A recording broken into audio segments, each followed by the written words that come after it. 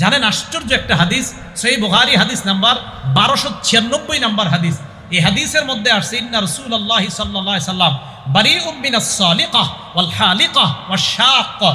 রাসূল আকরাম সাল্লাল্লাহু আলাইহি সাল্লাম ওই ব্যক্তি থেকে মুক্ত, ওই নারী থেকে মুক্ত যেই নারীরা বাপ মারা যাওয়ার পরে জোরে জোরে চিৎকার করে কান্নাকাটি করে আর বলে আল্লাহ আমার আব্বারই দেখলো আর কাউরে দেখলো না। আসি কিন্তু এলাকার মধ্যে আজরাইল আমার ঘরটা চিনলো আর কারো ঘর চিনলো না। নবী কয় এই নারী থেকে আমি মুক্ত, এই জাতীয় কর্মকাণ্ড যারা করবে তাদের থেকে আমি মুক্ত। ওয়াশাক্ক জামা কাপড় ছিঁড়ে ফেলে এই জীবন আমি আর রাখবো না, নবীজি কয় তার থেকে আমি মুক্ত। ওয়াল হালিক এই কোনো শোককে কেন্দ্র করে মাথা মুন্ডন করে নবী কয় তার থেকে আমি মুক্ত। তাহলে আপনাদের কাছে জানতে চাই মুহররম মাসকে কেন্দ্র করে মাতম করা হালাল না হারাম? এটা করা যাবে না। আল্লাহ আমাদের সকলকে বেঁচে থাকার তৌফিক দান করেন। একটা কিতাব আছে নাম আল জামিউস সগীর, এই কিতাবের 4201 নম্বর হাদিস। এই হাদিসের মধ্যে আসছে রাসূল আকরাম সাল্লাল্লাহু আলাইহি সাল্লামের মেয়ে জয়নব রাদিয়াল্লাহু তাআলা আনহা মারা গেছে। এই জয়নব মারা যাওয়ার পর বাকাতিন নিসা, নারীরা কান্নাকাটি শুরু করছে। ফাজাআলা ওমর ইয়াদরিবুহুন্না বিসাউতিহি, হযরত ওমর চাবুক ধরছে সবগুলার মাথায়, কি করো, থামো, সব কাঁদতেছে। নবীজি বললেন মাহলান ইয়া ওমর, ওমর থামো, একটু নরম হও।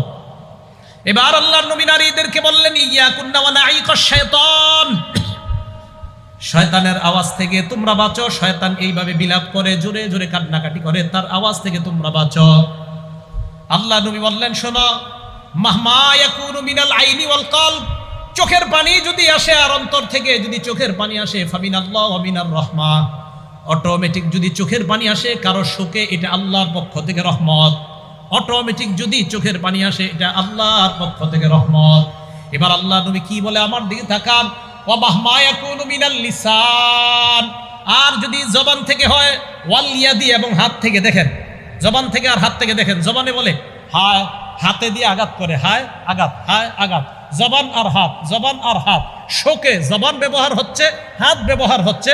নবীজি কয় ফামিনাশ শায়তান, এটা শয়তানের পক্ষ থেকে। জবান আর হাত ফামিনাশ শায়তান, নবী বলছেন এটা শয়তানের পক্ষ থেকে। এটা মেশকাত পাবেন আপনার হাদিসটা, বাকি আল জামিউস সগীরের মধ্যে সনদ সহিহ আসছে, তাই আমি এটা বর্ণনা করলাম। বর্তমানে আবার সহির যুগ চলতেছে। কিসের যুগ?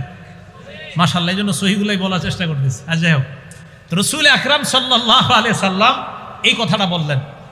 এটা হলো 9 নাম্বার কথা। 10 নাম্বার, কারো মৃত্যুতে আমাদের কি করণীয়? মনে রাখবেন, কারো মৃত্যুতে আমাদের কি করণীয়? এলাকার কেউ মারা যায় না, কারো মৃত্যুতে আমাদের 1 নাম্বার করণীয়, বলেন ইন্না লিল্লাহি ওয়া ইন্না ইলাইহি রাজিউন, এটা পড়া।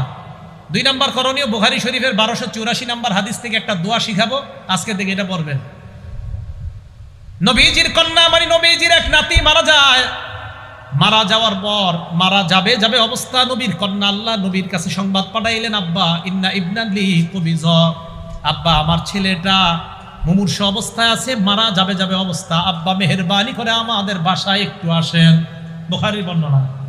নবীজি জবাব পাঠায়া দিলেন, যাও যাও আমার কন্যাকে সালাম দিবা, সালাম দিয়ে বলবা, পড়েন ইন্না লিল্লাহ, ইন্না টান দিয়ে না, বলেন ইন্না লিল্লাহ মা আখাযা ওয়া লাহু মা আ'তা, আবার ইন্না লিল্লাহ মা আখাযা, যেটা নিয়ে যায় এটাও আল্লাহর, বলেন যেটা রেখে দেয় এটাও আল্লাহর। তো নবীজি শিখিয়ে দিলেন ইন্না লিল্লাহি মা আখাযা, যেটা নিয়ে গেছে আল্লাহ এটাও আল্লাহর, ওয়া লাহু মা আ'তা, যেটা আল্লাহ রেখে দেয় এটাও আল্লাহর।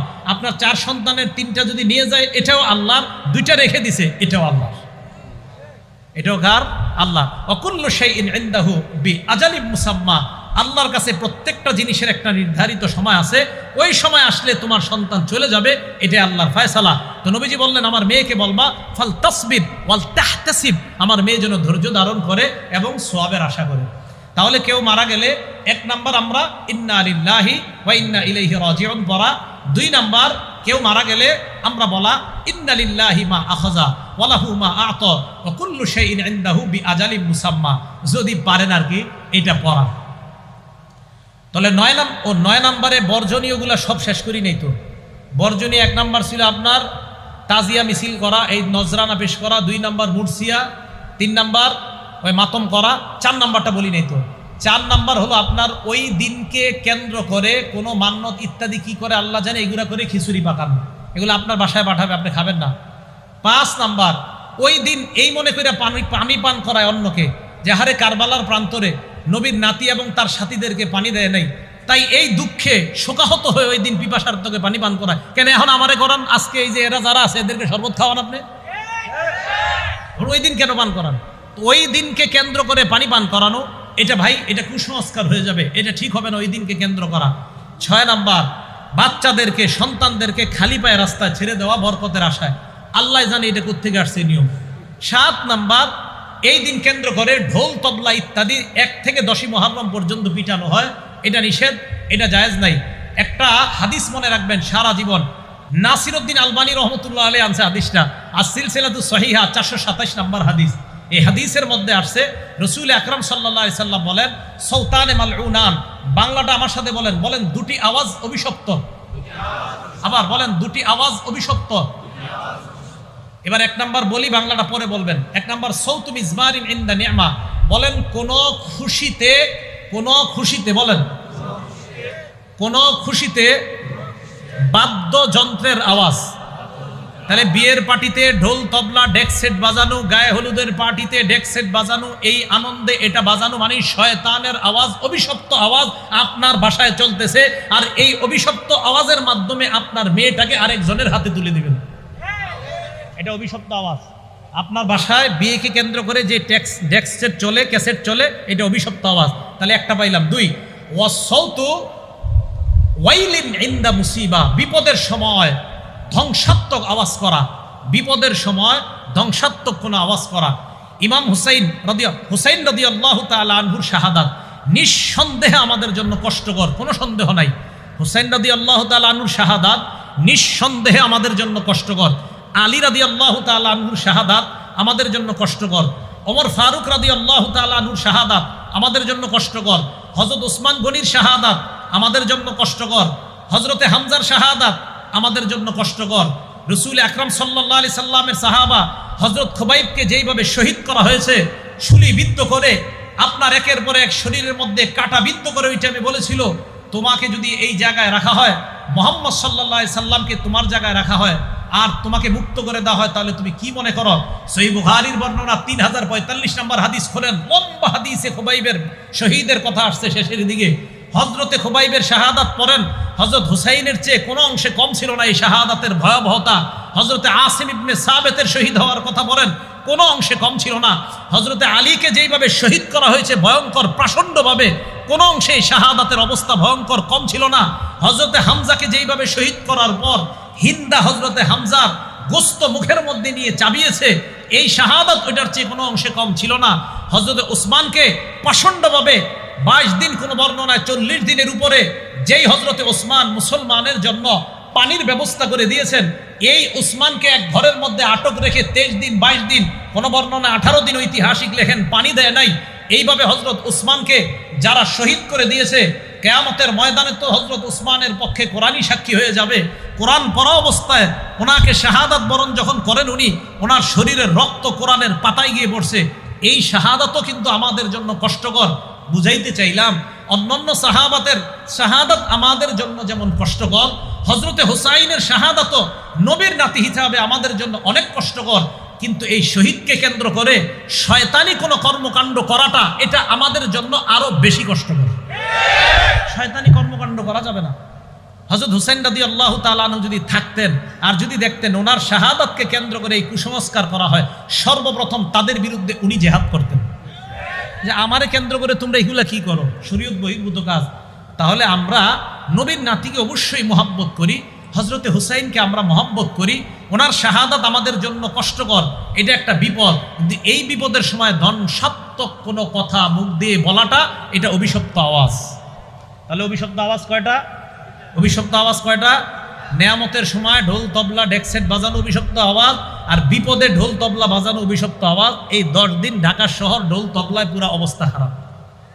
দেশ গ্রামে এখনো আসে নাই মনে হয়, আছে। যাই হোক, হাদিসের বর্ণনাকারী নবীজির বিবি আম্মাজান হাফসা রাদিয়াল্লাহু তাআলা আনহা, এই আম্মাজান হাফসা বলেন, আরবাউন লাম ইয়াকুন ইয়াদউহুন্না নবী সাল্লাল্লাহু আলাইহি ওয়াসাল্লাম, 4টা আমল আল্লাহর নবী কখনো ছাড়তেন না। 1 নাম্বার, সিয়ামা ইয়াউমি আশুরা, মুহররমের 10 তারিখের রোজা আল্লাহ নবী ছাড়তেন না। 2 নাম্বার আল আশরা, জিলহজ মাসের প্রথম দশকের রোজা আল্লাহ নবী ছাড়তেন না। 3 নাম্বার সালাসাত আইয়ামিন মিন কুল্লি শাহরিন, প্রত্যেক মাসের 13, 14, 15 আইয়ামে বীজের রোজা আল্লাহ নবী ছাড়তেন না। 4 নাম্বার ওয়ারাকাতাইনি ক্বাবলা সালাতিল গাদাত, ফজরের আগের 2 রাকাত সুন্নাত আল্লাহ নবী কখনো ছাড়তেন না। আমরা খালি সুন্নত উড়াই দিতে চাই, কি করতে চাই? হ্যাঁ, আমরা সুন্নত উঠিয়ে দিতে চাই, অথচ রাসূল আকরাম সাল্লাল্লাহু আলাইহি সাল্লাম ফজরের আগের 2 রাকাত সুন্নত কখনো ছাড়তেন না। হ্যাঁ, সাধারণ জনগণ মন দিয়ে শোনেন, আবার বলি, এরপর আপনারা বলবেন। 1 নাম্বার মুহররমের 10 তারিখের রোজা নবীজি ছাড়তেন না। 2 নাম্বার জিলহজ মাসের প্রথম দশকের রোজা ছাড়তেন না। 3 নাম্বার প্রত্যেক মাসে 3টা রোজা 13, 14, 15 আইয়ামে বীজের রোজা নবীজি ছাড়তেন না। 4 নাম্বার ফজরের আগের 2 রাকাত সুন্নত নবীজি ছাড়তেন না। 4 নাম্বারটা তো ছাড়ার কোনো সুযোগ নাই। বাকি 3টা যদি পারেন, সম্ভব হলে আমরা রাখবো, সম্ভব না হলে রাখবো না। আল্লাহ আমাদেরকে সবগুলাই আমল করার তৌফিক দান করেন। এবার আপনারা বলেন তো, এই 4টা আমি খালি আঙ্গুল উঠাবো, আপনারা বলেন। 1 10 আশুরার রোজা, 2 10, 3 4 ফজর আগের সুন্নাত। আমি কিন্তু ক্লাস এমনি করাই, আর আমি মাহফিলে ক্লাসই মনে করি, এটা কোনো ওয়াজ না। আমি বলবো, আপনারা একটু করে বলবেন, বাস এইভাবেই তো আমাদের ইসলাম প্রচার হবে। 4 আমল রাসূল আকরাম সাল্লাল্লাহু আলাইহি সাল্লাম কখনো ছাড়তেন না। মনে থাকবে না ইনশাআল্লাহ? আল্লাহ আমাদের সকলকে মনে রেখে আমল করার তৌফিক দান করেন। 4 নাম্বার মুহররম মাসের রোজার তাৎপর্য, ফজিলত। আগে তো গেল তাৎপর্য, এখন ফজিলত শুনবো। মুহররমের রোজার ফজিলত, 10 তারিখের রোজার ফজিলত না, মুহররমের রোজার ফজিলতটা শুনেন। মুহররমের রোজার ফজিলত মুসলিম শরীফের 2645 নাম্বার হাদিস, আমাদের কওমি মাদ্রাসার পাঠ্যপুস্তক অনুযায়ী 1163 নাম্বার হাদিস। এই হাদিসের মধ্যে আসছে রাসূল আকরাম সাল্লাল্লাহু আলাইহি ওয়াসাল্লাম বলেন, আফজালুস সিয়ামি বাদা রমাদান শাহরুল্লাহিল মুহররম, রমজান মাসের পরে আল্লাহর কাছে সবচাইতে শ্রেষ্ঠ হলো মুহররম মাসের রোজা। নবীজির কাছে সবচাইতে শ্রেষ্ঠ রোজা রমজান মাসের পরে মুহররমের রোজা। ও আফজালুস সালাতি বাদাল ফরিদা সালাতুল লাইল, ফরজ নামাজের পর আল্লাহ নবীর কাছে শ্রেষ্ঠ নামাজ হলো রাতের বেলার তাহাজ্জুদের নামাজ। তাহাজ্জুদ নামাজ ফরজ নামাজের পর সবচেয়ে শ্রেষ্ঠ, আর মুহররমের রোজা রমজানের পরে সবচেয়ে শ্রেষ্ঠ। তাহলে এই হাদিস থেকে রমজানের আলাদা শ্রেষ্ঠত্ব আমরা পেয়ে গেলাম, যে রমজান এটা আলাদা, এটার স্পেশাল মর্যাদা। এই গেল 4 নাম্বার মুহররম মাসের রোজার ফজিলত। 5 নাম্বার আশুরার রোজার ফজিলত। আশুরার রোজার ফজিলত জানবো আমরা তিরমিজি শরীফের 752 নাম্বার হাদিস থেকে। মন দিয়ে শোনেন হাদিসটা, তিরমিজি শরীফের 752 নাম্বার হাদিস। এই হাদিসের বর্ণনাকারী আবু কাতাদা রাদিয়াল্লাহু তাআলা আনহু। আবু কাতাদা রাদিয়াল্লাহু তাআলা আনহু বলেন, ক্বালা রাসূলুল্লাহ সাল্লাল্লাহু আলাইহি ওয়াসাল্লাম, আল্লাহ নবী বলেন, সিয়ামু ইয়াউমি আশুরা ইন্নী আহতাসিবু আলাল্লাহ আইয়ুকাফিরাস সানাতাল্লাতী ক্বাবলা। আল্লাহর নবী বলেন, 10ই মুহররম তোমাদের কেউ যদি রোজা রাখো, আমি নবী আশা করি তার আগের 1 বছরের গুনাহ আল্লাহ মাফ করে দেয়। আশুরা রোজা রাখলে আগের 1 বছরের গুনাহ মাফ। এবার আপনাদের মধ্যে সাধারণ জনগণের মধ্যে একজন বলেন তো, কোন রোজা রাখলে আগের 1 বছরের গুনাহ মাফ হয় আর পরের 1 বছরের গুনাহ মাফ হয়? আলেম ছাড়া অন্যরা বলেন, দেখি কি পারে, বলেন। মাশাআল্লাহ, আরাফার রোজা। কোন রোজা? মাশাআল্লাহ মাশাআল্লাহ, আরাফার রোজা। আরাফার রোজা রাখলে নবীজি সাল্লাল্লাহু আলাইহি সাল্লাম বলেন, আইয়ুকাফিরাস সানাতাল্লাতী ক্বাবলা ওয়াল্লাতী বাদা। 9 জিলহজের রোজা যদি কেউ রাখে, আগের 1 বছর পরের 1 বছরের গুনাহ মাফ। আর 10ই মুহররমের রোজা যদি কেউ রাখে, আগের 1 বছরের গুনাহ আল্লাহ মাফ করে। এগুলো 5 নাম্বার 10ই মুহররম রোজা রাখার ফজিলত। 6 নাম্বার 10ই মুহররম আমাদের করণীয় কি, আমরা কি করব? ভালো করে মনে রাখবেন, 10ই মুহররম আমাদের মূল 2 কাজ। বলেন তো কয় কাজ?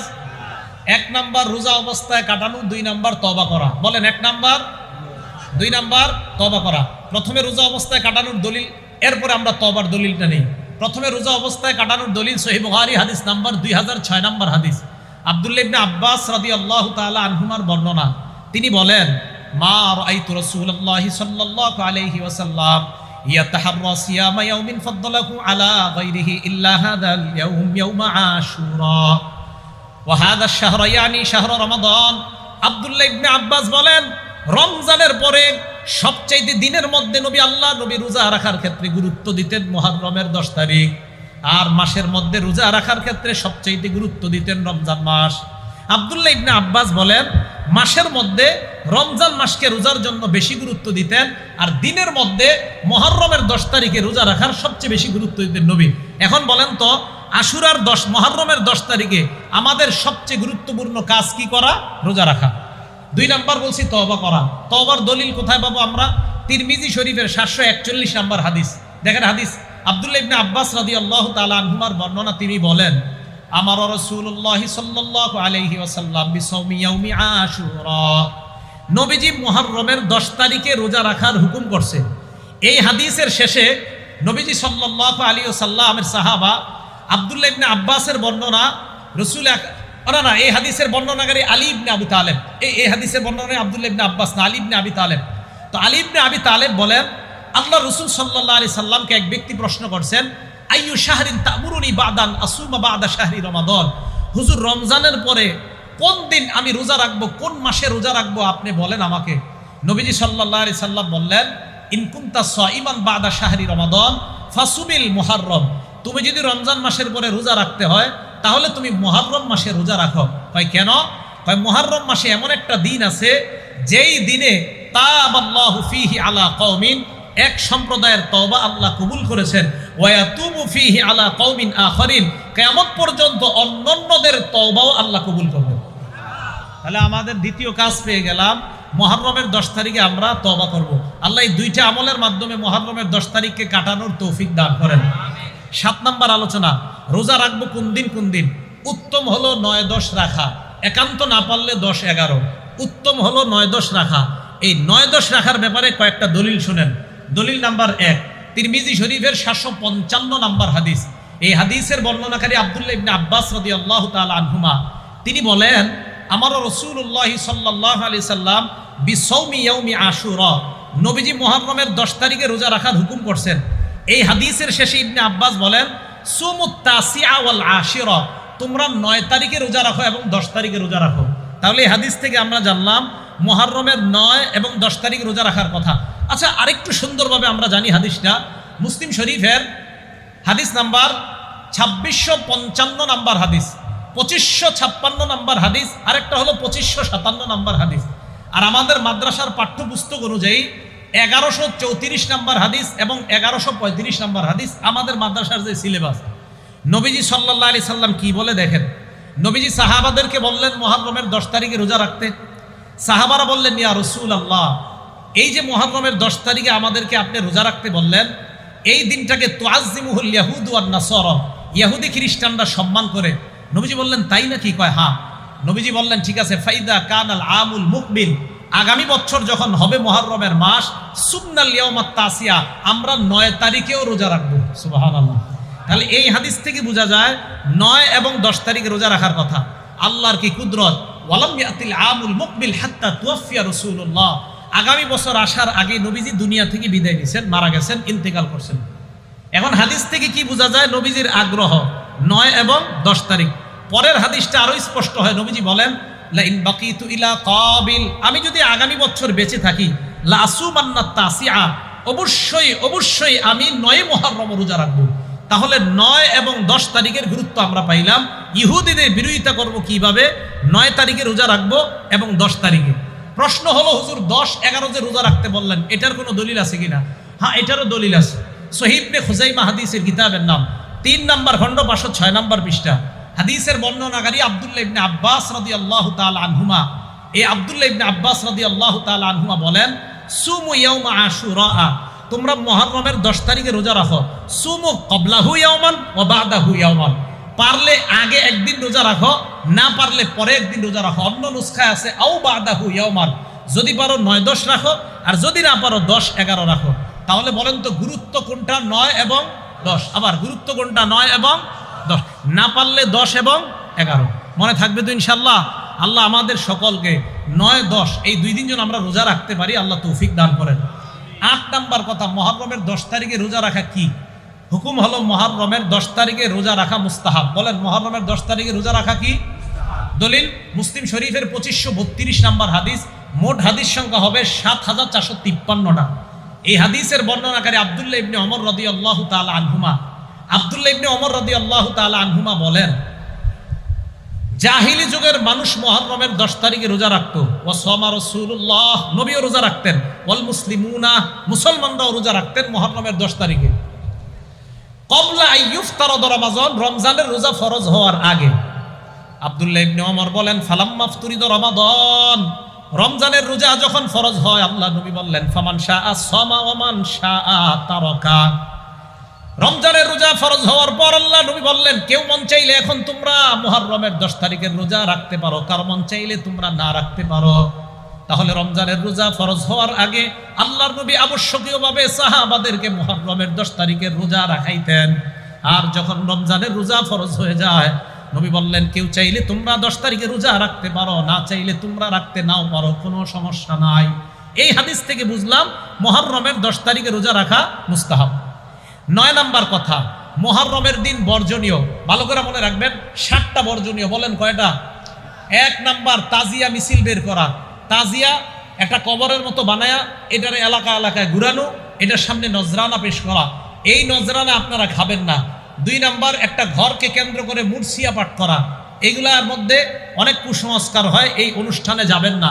3 নাম্বার, বিলাপ করা। বিলাপ করা নিষেধ। সহিহ বুখারী হাদিস নাম্বার 1298 নাম্বার হাদিস, ইবনে মাজাহ হাদিস নাম্বার 1584 নাম্বার হাদিস।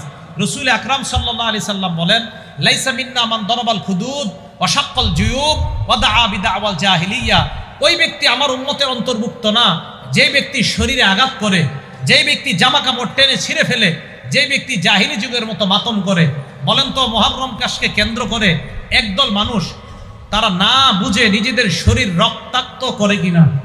রাসূল আকরাম সাল্লাল্লাহু আলাইহি সাল্লাম বললেন, তারা আমার উম্মতের অন্তর্ভুক্ত না। জানেন আশ্চর্য একটা হাদিস, সহিহ বুখারী হাদিস নাম্বার 1296 নাম্বার হাদিস। এই হাদিসের মধ্যে আসছে, ইন্না রাসূলুল্লাহ সাল্লাল্লাহু আলাইহি সাল্লাম বারিউম মিনাস সালিকাহ ওয়াল হালিকাহ ওয়াশ শাক্কা। রাসূল আকরাম সাল্লাল্লাহু আলাইহি সাল্লাম ওই ব্যক্তি থেকে মুক্ত, ওই নারী থেকে মুক্ত, যেই নারীরা বাপ মারা যাওয়ার পরে জোরে জোরে চিৎকার করে কান্নাকাটি করে আর বলে, আল্লাহ আমার আব্বারই দেখলো, আর কাউরে দেখলো না। আসি কিন্তু এলাকার মধ্যে, আজরাইল আমার ঘরটা চিনলো, আর কারো ঘর চিনলো না। নবী কয়, এই নারী থেকে আমি মুক্ত। এই জাতীয় কর্মকাণ্ড যারা করবে তাদের থেকে আমি মুক্ত। ওয়া শাক্ক, জামা কাপড় ছিঁড়ে ফেলে এই জীবন আমি আর রাখবো না, নবীজি কয় তার থেকে আমি মুক্ত। ওয়াল হালিক, এই কোনো শোককে কেন্দ্র করে মাথা মুন্ডন করে, নবী কয় তার থেকে আমি মুক্ত। তাহলে আপনাদের কাছে জানতে চাই, মুহররম মাসকে কেন্দ্র করে মাতম করা হালাল না হারাম? এটা করা যাবে না। আল্লাহ আমাদের সকলকে বেঁচে থাকার তৌফিক দান করেন। একটা কিতাব আছে নাম আল জামিউস সগীর, এই কিতাবের 4201 নাম্বার হাদিস। এই হাদিসের মধ্যে আসছে, রাসূল আকরাম সাল্লাল্লাহু আলাইহি সাল্লামের মেয়ে জয়নব রাদিয়াল্লাহু তাআলা আনহা মারা গেছে। এই জয়নব মারা যাওয়ার পর বাকাতিন নিসা, নারীরা কান্নাকাটি শুরু করছে। ফাজাআলা ওমর ইয়াদরিবুহুন্না বিসাউতিহি, হযরত ওমর চাবুক ধরছে সবগুলার মাথায়, কি করো, থামো, সব কাঁদতেছে। নবীজি বললেন, মাহলান ইয়া ওমর, ওমর থামো, একটু নরম হও। এবার আল্লাহর নবী নারীদেরকে বললেন, ইয়াকুন্না ওয়া নাঈকাশ শাইতান, শয়তানের আওয়াজ থেকে তোমরা বাঁচো। শয়তান এইভাবে বিলাপ করে, জোরে জোরে কান্নাকাটি করে, তার আওয়াজ থেকে তোমরা বাঁচো। আল্লাহ নবী বললেন, শোনো, মাহমা ইয়াকুনু মিনাল আইনি ওয়াল কলব, চোখের পানি যদি আসে আর অন্তর থেকে যদি চোখের পানি আসে, ফামিনাল্লাহ ওয়া মিনার রাহমা, অটোমেটিক যদি চোখের পানি আসে কারো শোকে, এটা আল্লাহর পক্ষ থেকে রহমত। অটোমেটিক যদি চোখের পানি আসে, এটা আল্লাহর পক্ষ থেকে রহমত। এবার আল্লাহ নবী কি বলে, আমার দিকে তাকান, ওয়া মাহমা ইয়াকুনু মিনাল লিসান, আর যদি জবান থেকে হয়, ওয়াল ইয়াদি, এবং হাত থেকে। দেখেন, জবান থেকে আর হাত থেকে দেখেন। জবানে বলে হায়, হাতে দিয়ে আঘাত করে, হায় আঘাত, হায় আঘাত। জবান আর হাত, জবান আর হাত, শোকে জবান ব্যবহার হচ্ছে, হাত ব্যবহার হচ্ছে। নবীজি কয় ফামিনাশ শাইতান, এটা শয়তানের পক্ষ থেকে। জবান আর হাত ফামিনাশ শাইতান, নবী বলছেন এটা শয়তানের পক্ষ থেকে। এটা মেশকাত পাবেন আপনার হাদিসটা, বাকি আল জামিউস সগীরের মধ্যে সনদ সহিহ আসছে, তাই আমি এটা বর্ণনা করলাম। বর্তমানে আবার সহির যুগ চলতেছে। কিসের যুগ? মাশাআল্লাহ, এই জন্য সহিগুলাই বলার চেষ্টা করতেছে। আর যাই হোক, রাসূল আকরাম সাল্লাল্লাহু আলাইহি সাল্লাম এই কথাটা বললেন। এটা হলো 9 নাম্বার কথা। 10 নাম্বার, কারো মৃত্যুতে আমাদের কি করণীয়? মনে রাখবেন, কারো মৃত্যুতে আমাদের কি করণীয়? এলাকার কেউ মারা যায় না, কারো মৃত্যুতে আমাদের 1 নাম্বার করণীয়, বলেন ইন্না লিল্লাহি ওয়া ইন্না ইলাইহি রাজিউন, এটা পড়া। 2 নাম্বার করণীয়, বুখারী শরীফের 1284 নাম্বার হাদিস থেকে একটা দোয়া শিখাবো, আজকে থেকে এটা পড়বেন। নবীজির কন্যা মানে নবীজির এক নাতি মারা যায়, মারা যাওয়ার পর মারা যাবে যাবে অবস্থা নবীর কন্যা আল্লাহ নবীর কাছে সংবাদ পাঠাইলেন, আব্বা ইন্না ইবনালি কুবিজ, আব্বা আমার ছেলেটা মুমূর্ষ অবস্থায় আছে, মারা যাবে যাবে অবস্থা, আব্বা মেহেরবানি করে আমাদের বাসায় একটু আসেন। বুখারীর বর্ণনা। নবীজি জবাব পাঠায়া দিলেন, যাও যাও আমার কন্যাকে সালাম দিবা, সালাম দিয়ে বলবা, পড়েন ইন্না লিল্লাহ, ইন্না টান দিয়ে না, বলেন ইন্না লিল্লাহ মা আখাযা ওয়ালাহু মা আ'তা, আবার ইন্না লিল্লাহ মা আখাযা, যেটা নিয়ে যায় এটাও আল্লাহর, বলেন যেটা রেখে দেয় এটাও আল্লাহর। তো নবীজি শিখিয়ে দিলেন ইন্না লিল্লাহি মা আখাযা, যেটা নিয়ে গেছে আল্লাহ এটাও আল্লাহর, ওয়ালাহু মা আ'তা, যেটা আল্লাহ রেখে দেয় এটাও আল্লাহর। আপনার 4 সন্তানের 3টা যদি নিয়ে যায় এটাও আল্লাহর, 2টা রেখে দিছে এটাও আল্লাহর, এটাও কার? আল্লাহ। ওয়াকুল্লু শাইইন ইনদাহু বিআজালিম মুসাম্মা, আল্লাহর কাছে প্রত্যেকটা জিনিসের একটা নির্ধারিত সময় আছে, ওই সময় আসলে তোমার সন্তান চলে যাবে, এটাই আল্লাহর ফয়সালা। তো নবীজি বললেন আমার মেয়েকে বলবা ফাল তাসবির ওয়াল তাহতাসিব, আমার মেয়ে যেন ধৈর্য ধারণ করে এবং সওয়াবের আশা করে। তাহলে কেউ মারা গেলে 1 নাম্বার আমরা ইন্না লিল্লাহি ওয়া ইন্না ইলাইহি রাজিউন পড়া, 2 নাম্বার কেউ মারা গেলে আমরা বলা ইন্না লিল্লাহি মা আখাযা ওয়ালাহু মা আ'তা ওয়া কুল্লু শাইইন ইনদাহু বিআজালিম মুসাম্মা, যদি পারেন আর কি এটা পড়া। তাহলে 9 নম্বরে বর্জনীয়গুলা সব শেষ করি নেই। তো বর্জনীয় 1 নাম্বার ছিল আপনার তাজিয়া মিছিল করা, এই নজরানা পেশ করা, 2 নাম্বার মুরসিয়া, 3 নাম্বার ওই মাতম করা, 4 নাম্বারটা বলি নেই। তো 4 নাম্বার হলো আপনার ওই দিনকে কেন্দ্র করে কোনো মান্নত ইত্যাদি কি করে আল্লাহ জানে, এগুলা করে খিচুড়ি পাকানো, এগুলো আপনার বাসায় পাঠাবে, আপনি খাবেন না। 5 নাম্বার ওই দিন এই মনে করে পানি পান করায় অন্যকে, যে হারে কারবালার প্রান্তরে নবীর নাতি এবং তার সাথীদেরকে পানি দেয় নাই, তাই এই দুঃখে শোকাহত হয়ে ওই দিন পিপাসার্থকে পানি পান করায়। কেন এখন আমারে করান, আজকে এই যে এরা যারা আছে এদেরকে শরবত খাওয়ান আপনি, ওই দিন কেন পান করান? ওই দিনকে কেন্দ্র করে পানি পান করানো, এটা ভাই এটা কুসংস্কার হয়ে যাবে, এটা ঠিক হবে না ওই দিনকে কেন্দ্র করা। 6 নাম্বার বাচ্চাদেরকে সন্তানদেরকে খালি পায়ে রাস্তায় ছেড়ে দেওয়া বরকতের আশায়, আল্লাহ জানে এটা কোত্থেকে আসছে নিয়ম। 7 নাম্বার এই দিন কেন্দ্র করে ঢোল তবলা ইত্যাদি 1 থেকে 10ই মুহররম পর্যন্ত পিটানো হয়, এটা নিষেধ, এটা জায়েজ নাই। একটা হাদিস মনে রাখবেন সারা জীবন, নাসিরউদ্দিন আলবানী রহমতুল্লাহ আলাইহি আনছে হাদিসটা, আর সিলসিলাতুস সহিহা 427 নম্বর হাদিস। এই হাদিসের মধ্যে আসছে রাসূল আকরাম সাল্লাল্লাহু আলাইহি সাল্লাম বলেন সৌতানে মালউনান, বাংলাটা আমার সাথে বলেন, বলেন 2টি আওয়াজ অভিশপ্ত, আবার বলেন 2টি আওয়াজ অভিশপ্ত। এবার 1 নাম্বার বলি, বাংলাটা পরে বলবেন। 1 নাম্বার সৌতু মিজমারিন ইনদা নি'মা, বলেন কোন খুশিতে বলেন কোন খুশিতে বাদ্যযন্ত্রের আওয়াজ। তাহলে বিয়ের পার্টিতে ঢোল তবলা ডেক সেট বাজানো, গায়ে হলুদের পার্টিতে ডেক সেট বাজানো, এই আনন্দে এটা বাজানো মানে শয়তানের আওয়াজ, অভিশপ্ত আওয়াজ আপনার বাসায় চলতেছে, আর এই অভিশপ্ত আওয়াজের মাধ্যমে আপনার মেয়েটাকে আরেকজনের হাতে তুলে দিবেন, এটা অভিশপ্ত আওয়াজ। আপনার বাসায় বিয়েকে কেন্দ্র করে যে ডেক সেট চলে, ক্যাসেট চলে, এটা অভিশপ্ত আওয়াজ। তাহলে একটা পাইলাম। 2 ওয়াসসাউতু ওয়াইলিন ইনদা মুসিবা, বিপদের সময় ধ্বংসাত্মক আওয়াজ করা, বিপদের সময় ধ্বংসাত্মক কোনো আওয়াজ করা। ইমাম হুসাইন রাদিয়াল্লাহু তাআলা আনহুর শাহাদাত নিঃসন্দেহে আমাদের জন্য কষ্টকর, কোনো সন্দেহ নাই। হুসাইন রাদিয়াল্লাহু তাআলা আনহুর শাহাদাত নিঃসন্দেহে আমাদের জন্য কষ্টকর। আলী রাদিয়াল্লাহু তাআলা আনহুর শাহাদাত আমাদের জন্য কষ্টকর। ওমর ফারুক রাদিয়াল্লাহু তাআলা আনহুর শাহাদাত আমাদের জন্য কষ্টকর। হযরত ওসমান গনির শাহাদাত আমাদের জন্য কষ্টকর। হযরতে হামজার শাহাদাত আমাদের জন্য কষ্টকর। রাসূল আকরাম সাল্লাল্লাহু আলাইহি সাল্লামের সাহাবা হযরত খুবাইবকে যেইভাবে শহীদ করা হয়েছে, শুলিবিদ্ধ করে, আপনার একের পর এক শরীরের মধ্যে কাঁটাবিদ্ধ করে, ওইটা আমি বলেছিল তোমাকে যদি এই জায়গায় রাখা হয়, মুহাম্মদ সাল্লাল্লাহু আলাইহি সাল্লামকে তোমার জায়গায় রাখা হয়, আর তোমাকে মুক্ত করে দেওয়া হয়, তাহলে তুমি কি মনে করো? সহিহ বুখারীর বর্ণনা 3045 নম্বর হাদিস খোলেন, লম্বা হাদিসে খুবাইবের শহীদের কথা আসছে শেষের দিকে। হযরতে খুবাইবের শাহাদাত পড়েন, হযরত হুসাইনের চেয়ে কোনো অংশে কম ছিল না এই শাহাদাতের ভয়াবহতা। হযরতে আসিম ইবনে সাবেতের শহীদ হওয়ার কথা বলেন, কোনো অংশে কম ছিল না।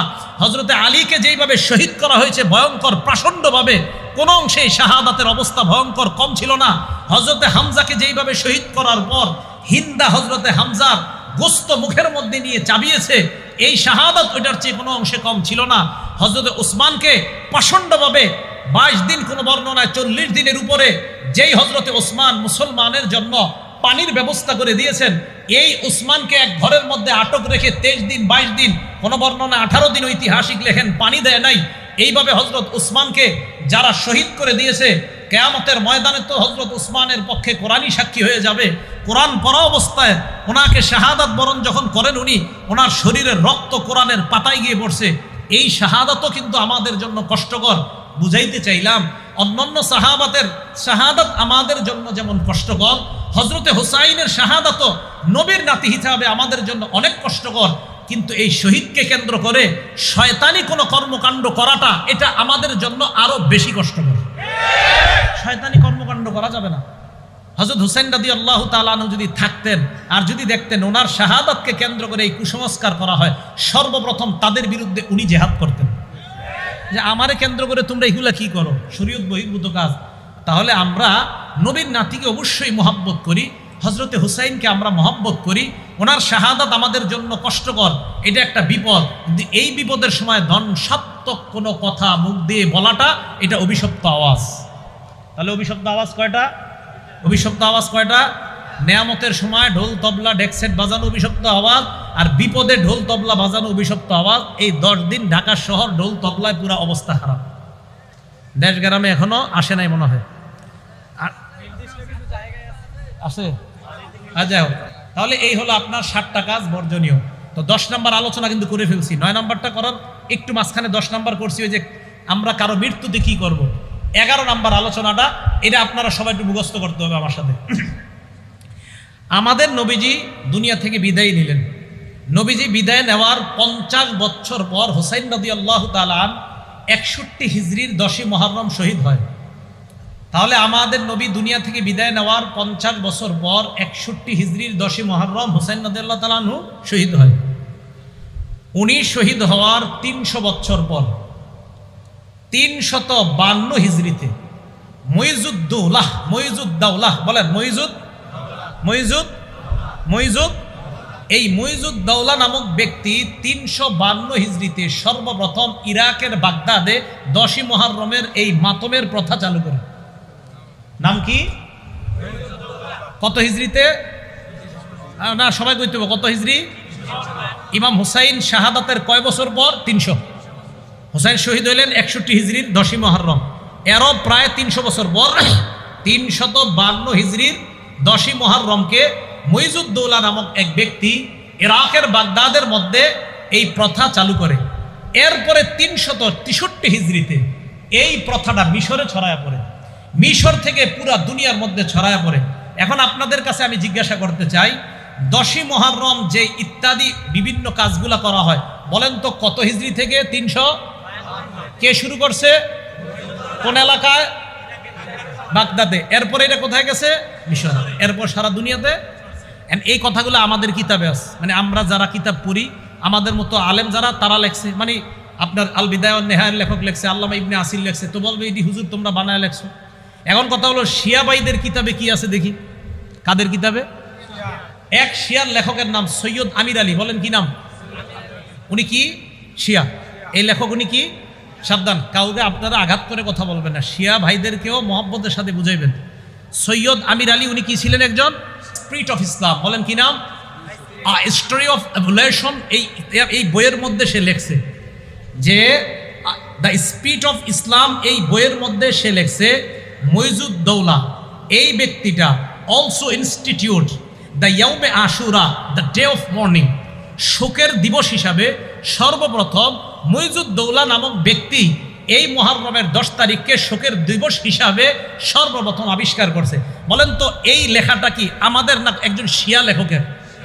এই তো মাশাআল্লাহ। তাহলে শিয়া লেখক ভাই উনিও লেখলেন যে ওনাদের এই ইতিহাস মুইজুদ্দৌলা নামক ওই ব্যক্তি শুরু করছে। এই ভাইয়ের আরেকটা বই আছে, ওখানে লেখছে হি ওয়াজ আ শিয়া। এই মুইজুদ্দৌলা একজন শিয়া ছিলেন। ওখানে লেখছে হি ইস্টাবলিশড, সেখানে লেখছে হি ইস্টাবলিশড, এখানে ইনস্টিটিউট লেখছে, ওখানে ইস্টাবলিশড। মানে এটার প্রতিষ্ঠা করেছেন যিনি, তার নাম মুইজুদ্দৌলা। সর্বপ্রথম 352তে ইরাকের বাগদাদের মধ্যে এটা আবিষ্কার করেছেন। সময়ের অভাবে আমি আরো অনেকগুলা কিতাবের কথা বলতে পারলাম না। শিয়া বাইদেরই অসংখ্য কিতাব লেখা আরবি ভাষায়, যেগুলোতে তারাও স্বীকার করছে যে এইগুলার আবিষ্কার 352 পর থেকে। তাহলে আমাদের কিতাবেও এগুলা লেখা, তাদের কিতাবেও এগুলা লেখা। প্রিয় শিয়া সম্প্রদায়ের ভাই আপনারা যারা আছেন, মেহেরবানি করে আপনাদের ইতিহাসটা আপনারা জানেন। জানার পর আপনি সিদ্ধান্ত নেবেন যে আমি কি সঠিক বিষয় পালন করতেছি না ভুল বিষয় পালন করতেছি। 11টা বিষয় বললাম। মুহররমের তাৎপর্য, 2 নাম্বার আশুরার তাৎপর্য, 3 নাম্বার 4টা আমল নবীজি কখনো ছাড়তেন না, 4 নাম্বার মুহররমের রোজার ফজিলত, 5 নাম্বার আশুরার রোজার ফজিলত, 6 নাম্বার করণীয়, 7 নাম্বার 9-10 রোজা রাখা, না পারলে 10-11 রোজা রাখা, 8 নাম্বার মুহররমের দিন রোজা রাখার হুকুম কি মুস্তাহাব, 9 নাম্বার মুহররমের দিন বর্জনীয়, 10 নাম্বার কারো মৃত্যুতে আমরা কি করব, 11 নাম্বার মুহররমের বর্তমান প্রচলিত ইতিহাস কখন থেকে শুরু হয়। আল্লাহ পাক রব্বুল আলামিন আমার আহলে বাইত কি শুধু কারা, নবীজির ওই 5 জন না বিবি সহ সবাই? মনে আসেনি সবার?